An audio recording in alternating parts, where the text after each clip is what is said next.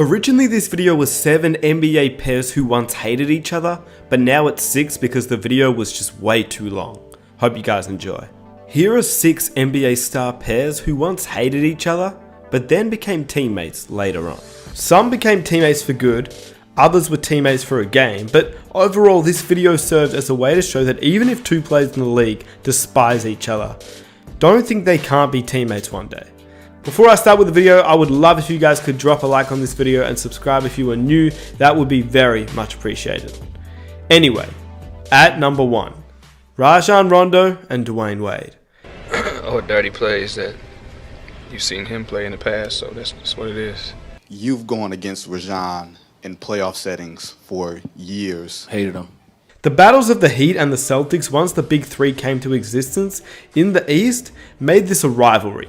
Both Wade and Rondo would play with their heart on their sleeve, and just so happened to be involved in a few altercations. But that all changed in 2016. Rajon Rondo and Dwayne Wade both joined the Chicago Bulls, and in the first press conference they announced that they had put their differences aside and they were ready to become teammates. Your guys' history, I know that's part of the seat of the battle stuff, but do you guys touch on that or talk about No, that? we didn't touch on it. We just, we're older, we're wiser, and we're moving forward. Clearly they did, as they were able to play together, well, for a bit, before they once again had their differences and parted ways. During the 2016 season, Wade publicly traded verbal jabs with Rondo during a turbulent January stretch. Following a fourth quarter meltdown against the Atlanta Hawks, Wade cast the blame on every Bulls player not named Jimmy Butler.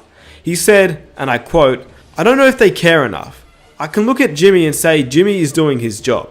Jimmy can look at me and say Dwayne's doing his job. I don't know if we can keep going down the line and be able to say that." Rondo responded with a post on Instagram slamming Wade and Butler for complaining to the media rather than settling things behind closed doors, which is fair enough. He said, and I quote, "My vets would never go to the media," he wrote. "They would come to the team. My vets didn't pick and choose when they wanted to bring it. They brought it every time they stepped in the gym, whether it was in practice or a game. They didn't take days off." Rondo was obviously referring to the Celtics' Big Three, and with that, Rondo and Wade headed down different paths. On June 30th, 2017, Rondo was waived by the Bulls, and on September 24th, 2017, only 3 months later after trading Jimmy Butler and waiving Rondo, the Bulls reached an agreement on a buyout with Dwayne Wade, and that was the end for the Rondo and Wade saga in Chicago. Number 2, Kobe Bryant and Ron Artest. What it's going to be like now to have Ron as a teammate after battling tooth and nail against him in just some hatred battles over the years. What's it going to be like to have him as a teammate now? Well, it's even more fun in practice. Now, whilst these two players had altercations, I don't think there was ever any actual hate towards one another. Both Kobe and Metta have the same mental toughness, and neither one was ever going to back down. Kobe understood that Metta was going to try and get inside his head, and Metta knew that he couldn't back down no matter what crazy shots Kobe hit. Metta was the guy that you love to hate, but you love to play with. They had a few altercations and a lot of trash talk, but I mean, we're talking about Kobe Bryant here, and he used to trash talk everyone. So Metta was going to be no exception every time they played. But Kobe also simply didn't love him either. When Kobe talked trash, he would at least normally shake an opposition's hand. But with Artest, he even refused to shake his hand before the game. Ron Artest walked over to him, and Kobe did not even acknowledge Ron Artest. He gave a slap on the hand to Mike Bibby and Brad Miller, but not Ron Artest. And this was before Artest was even at the Houston Rockets, going face to face with Kobe. So clearly there is no love there. But how he actually ended up playing for the Lakers and them being teammates is actually a very crazy story. Phil Jackson, the coach of the Lakers, tells this story of how the 2008 NBA Finals, where the Boston Celtics beat the Lakers 4-2. Phil Jackson said, and I quote, "Ron Artest came into our locker room and walked in the shower with Kobe Bryant. Kobe's there taking a shower, and this is the locker room the coaches have. It's off limits. So Ron said, 'Coach, I can help your team. I can get that championship for the Lakers.' I said, 'Well, thanks Ron, that's very nice. I appreciate your sympathies. We'll see what happens as you go through this year.' Then he walked out of the coaches area and into the shower and told Kobe the same thing. Now first of all, yes, this story is crazy. But how in the world did Ron Artest actually even get in the Lakers locker room? I mean, he's not a part of the Lakers, and he's obviously not a part of the Celtics. And second of all, when Kobe tells this story, Even he doesn't know how he got in the locker room, which is pretty hilarious. Kobe said that after the Lakers lost in Game 6 of the 2008 Finals, he was alone in the shower, just fuming. He heard somebody walk in and assumed it was one of his teammates, or maybe a staff member. Instead, he looked up and it was Ron Artest. To this day, Kobe has no idea of how Artest got into the locker room. And he'll tell you the story too. After we lost to the Celtics, when he came in the locker room, I was in there all just by myself. He just came in the locker room and said, "This is not gonna happen to you. I'm gonna come in there and I'm gonna help you out." It's something that we've both been trying to make happen for a while now. To be exact, Ron didn't really follow Kobe into the locker room. He followed him into the shower, where Kobe had no clothes on. Shocked the hell out of him. Peace and Bryant eventually won a championship together in 2009 and 10 and became great friends. Hard to imagine from their start of their battles. Number 4, Scottie Pippen and Dennis Rodman. This is one where I think we all know by now. Scottie Pippen was a hard-nosed defender, and so was Rodman. Except Rodman wasn't just that. He was tenacious, vicious, and part of the bad boy Pistons who had one goal, and that was to stop Michael Jordan and win. Now, I could have made this topic Rodman and Jordan, but I chose Pippen, based on the story behind him joining the Bulls. Before Rodman and Pippen were teammates, Pippen despised Rodman. Yeah, Jordan didn't like him either, but he was mostly against Isaiah Thomas and Bill Laimbeer, who were the leaders of the Jordan Rules and the Bad Boy Pistons. Pippen's feud was with Dennis. According to Dennis Rodman, prior to joining the Chicago Bulls ahead of the 95-96 campaign, Phil Jackson asked him to apologize to Scottie as a personal favor. I'm over to Jerry Cross's house. Phil Jackson was there, Mike was there, Scottie was there. Phil Jackson got to the point, he said, "Dennis, the first thing I want you to do is go over and apologize to Scottie Pippen." I'm like, "What?" So I went outside and we talked for 5 minutes and stuff like that. And Scottie said, "It's okay. Everything's fine, man. Don't worry about it." Went back inside. Phil Jackson asked me, "Dennis, would you like to be a Chicago Bull?" I said, "I don't give a damn if I'm here or not."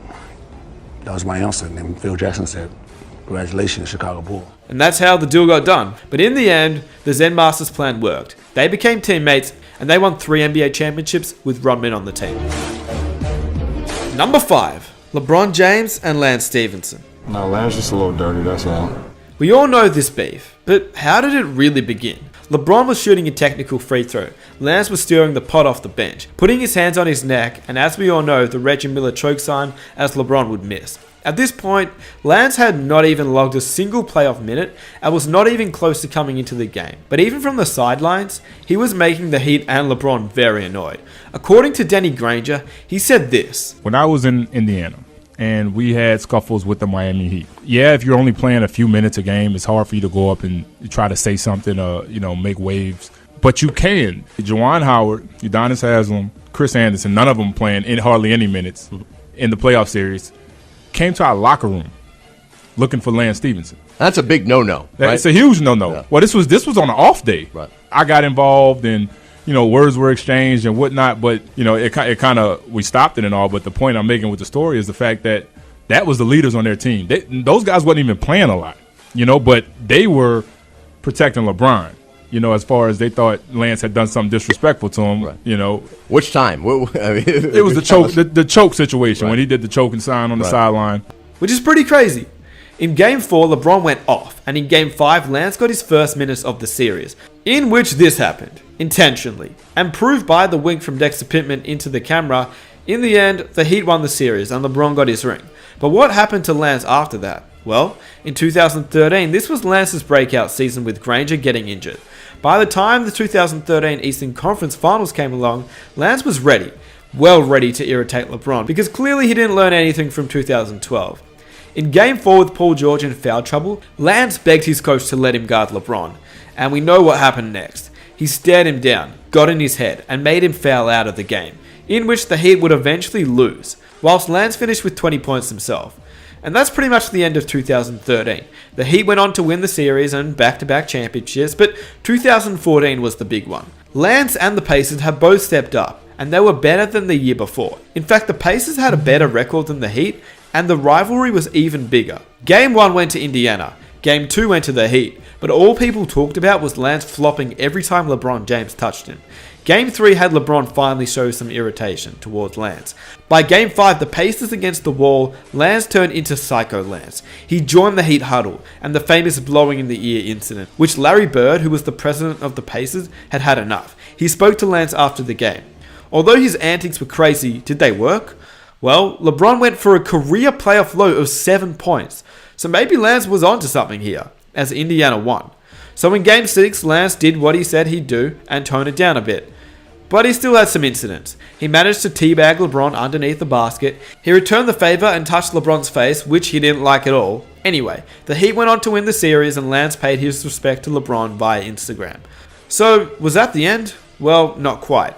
After LeBron joined the Cavaliers for the second time, and Lance bounced around to 5 different teams before reuniting with the Pacers, this beef was back. On November 1st, 2017, Lance slapped LeBron in his sausage and beans area. And then a few months later, Lance got in LeBron's head, which made him shove Lance and call his play dirty after the game. No, Lance just a little dirty, that's all. Later that year, Lance and LeBron once again battled in the playoffs. Lance hit him again, and the Cavs lost the game. Bron responded with 46 points the next game, and by Game 4, it was the same old battle. The hits, the bumps, the trash talk, and caused LeBron another tech foul, and he responded with a buzzer beater and 44 points in Game 5. The Cavs ultimately won the series, and that's pretty much it. Hard to imagine though that these two players became teammates, but hey, LeBron James left to join the Lakers and Lance followed him. Number 6, Charles Barkley and Scottie Pippen. Looking to put the Charles Barkley-Pippen feud behind them. Even if you don't like a guy, you don't have to kill him publicly, because nobody wins in that situation. These two weren't exactly the closest of rivals, and even teammates when they eventually joined forces. When these two players played against each other, it was a competitive rivalry. Some light pushing and shoving, some trash talk, just a good rivalry. Then, in 1998-1999, Pippen was traded to the Houston Rockets, alongside Barkley, his former Olympic teammate.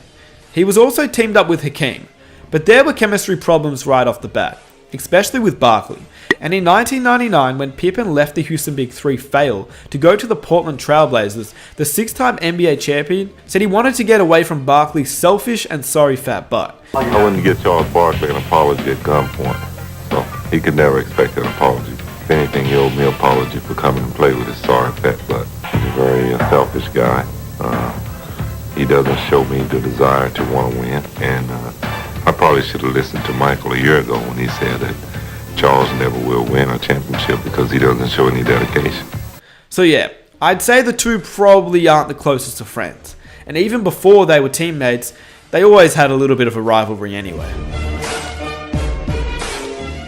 And number 7, Michael Jordan and Isaiah Thomas. You're probably wondering, when in the hell did these two play together?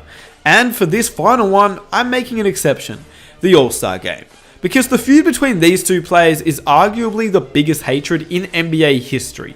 Back when Thomas was the star point guard of the Detroit Pistons, the bad boy squad, he had a rough relationship with Michael.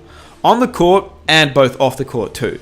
It all started from the bad boy Jordan rules, which was led by Isaiah Thomas himself. These Jordan rules weren't just there to stop Jordan, they were there to hurt Jordan. Jordan would use every setback, every insult, and every instance of disrespect as motivation to go out and destroy his opponent. He never forgot his All-Star game as a rookie.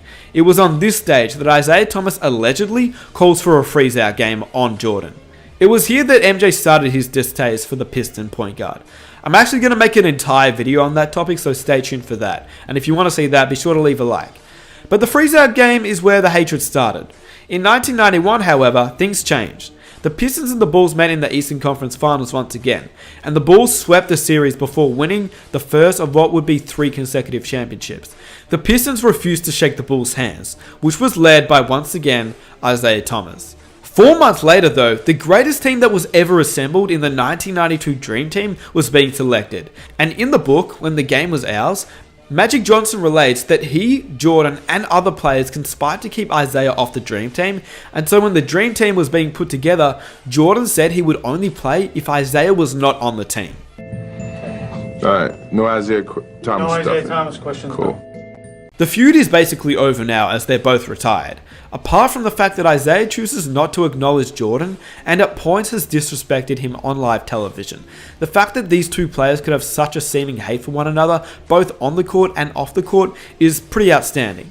That is why when Jordan and Isaiah played on the same team every All-Star game, it could not have been weirder. each and every year, seeing them as teammates from 1985 to 1993 simply because this was a personal beef, not on the court beef. So with that said, if you enjoyed this video, please be sure to leave a like and subscribe if you are new. If you guys want to follow me on Instagram to see what I get up to, be sure to follow my Instagram. And let's see if we can reach 1,000 likes for the next video. If you enjoyed this video, be sure to check out some of my other videos, and I am out. Peace.